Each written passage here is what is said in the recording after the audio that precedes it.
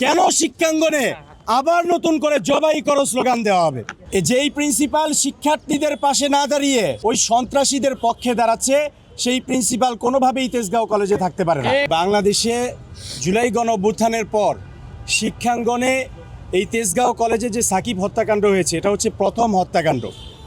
জুলাই গণঅভ্যুত্থানের পর প্রথম শিক্ষাঙ্গনে যে হত্যাকাণ্ডটি ঘটেছে সেটি হচ্ছে এই তেজগাঁও কলেজে। এবং আমরা অত্যন্ত দুঃখের সাথে দেখছি তেজগাঁও কলেজের প্রশাসন, তেজগাঁও কলেজের প্রিন্সিপাল এবং আইনশৃঙ্খলা বাহিনী, পুলিশ, এই যে সন্ত্রাসী যারা তেজগাঁও কলেজের একজন শিক্ষার্থী মাদকের বিরুদ্ধে বলার কারণে তাকে শেষ পর্যন্ত মেরে খুন করে ফেলা হয়েছে, তাকে ধরার জন্য যথাযথ ব্যবস্থা নিচ্ছে না। এটা খুবই ধিক্কারজনক একটি বিষয় যে পুলিশ প্রশাসন স্পষ্ট প্রমাণ থাকার পরেও, সিসিটিভি ফুটেজ থাকার পরেও এই ঘৃণ্য অপরাধীদেরকে, খুনিদেরকে ধরছে না। যেই কলেজ প্রশাসন আছে, প্রিন্সিপাল রয়েছেন, তিনি আমাদের কল ধরেন না। আমি খুবই দুঃখের সাথে দেখেছি, একটু আগে শুনেছি শিক্ষার্থীরা বলছে যখন সাকিবের বাবা এই কলেজের প্রিন্সিপালের সাথে দেখা করতে চেয়েছে গতকাল, সে বলেছে আগামী 2 দিন নাকি তার খেলাধুলা রয়েছে, সে এই খুন হয়ে যাওয়া এই শিক্ষার্থীর বাবার সাথে দেখা করতে রাজি না। এই ধরনের প্রিন্সিপাল তেজগাঁও কলেজে থাকতে পারে না। ঠিক যেই প্রিন্সিপাল শিক্ষার্থীদের পাশে না দাঁড়িয়ে, খুনিদের বিরুদ্ধে না দাঁড়িয়ে, নির্যাতিতদের পাশে না দাঁড়িয়ে ওই সন্ত্রাসীদের পক্ষে দাঁড়াচ্ছে, সেই প্রিন্সিপাল কোনোভাবেই তেজগাঁও কলেজে থাকতে পারে না। শিক্ষার্থীদের প্রাণের দাবি এটা। একটা শিক্ষার্থী খুন হয়েছে, অথচ সে কলেজ বন্ধ করে দিয়েছে। সে মামলা করেছে বলেছে, কলেজ প্রশাসন বলেছে মামলা করেছে, কিন্তু সেই মামলার কাগজ কই? শিক্ষার্থীদের কাছে তারা দেয়নি, আপনাদের সাংবাদিকদের কাছেও দেয়নি। তার মানে এই কলেজ প্রশাসন সেই আগের মতোই ছাত্রলীগ স্টাইলে তারা চালানোর চেষ্টা করছে। তারা শিক্ষার্থীদের পাশে নাই। আমরা জুলাই গণঅভ্যুত্থানের পর এই ধরনের অন্যায় মেনে নিব না।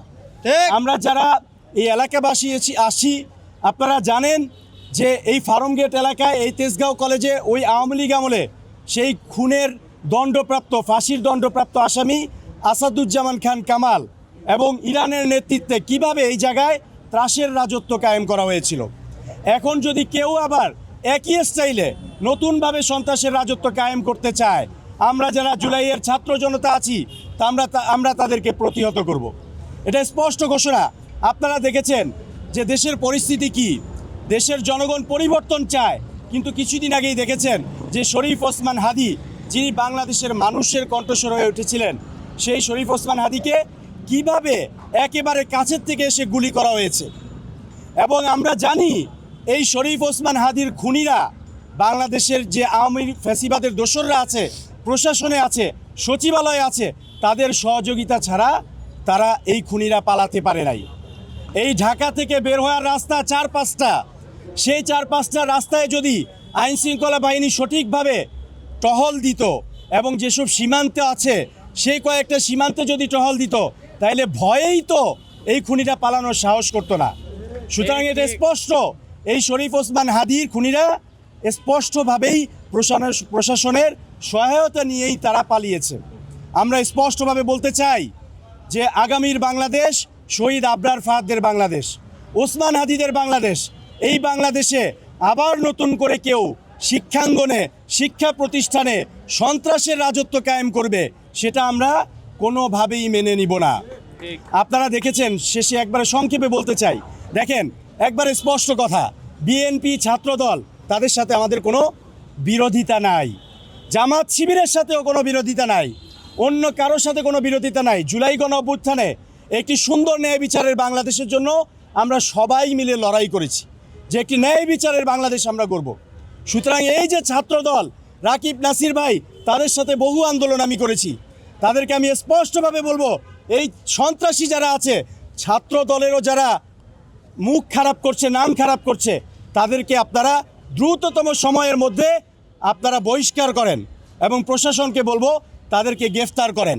কেন এতদিন পরেও আমরা দেখেছি খুবই ন্যাক্কারজনকভাবে, গতকাল দেখেছি শিক্ষাঙ্গনে চট্টগ্রাম বিশ্ববিদ্যালয় সেই একই ছাত্রলীগ স্টাইলে স্লোগান দেওয়া হচ্ছে যে একটা একটা শিবির ধরো, ধৈরা ধৈরা জবাই করো।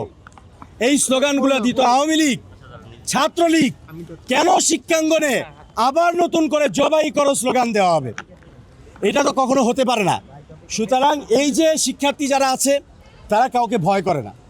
তারা জুলাই গণঅভ্যুত্থানের পরে তারা চায় যে নতুন একটি বাংলাদেশ। আমি এই কথাই স্পষ্টভাবে প্রশাসন এবং তেজগাঁও কলেজের প্রিন্সিপাল থেকে শুরু করে সবাইকে বলতে চাই, এখানে একটা খুন হয়েছে। একজন শিক্ষার্থীকে প্রকাশ্যে মাদকের বিরোধিতা করায় খুন করা হয়েছে। সিসিটিভি ফুটেজ আছে, সকল প্রমাণ আছে।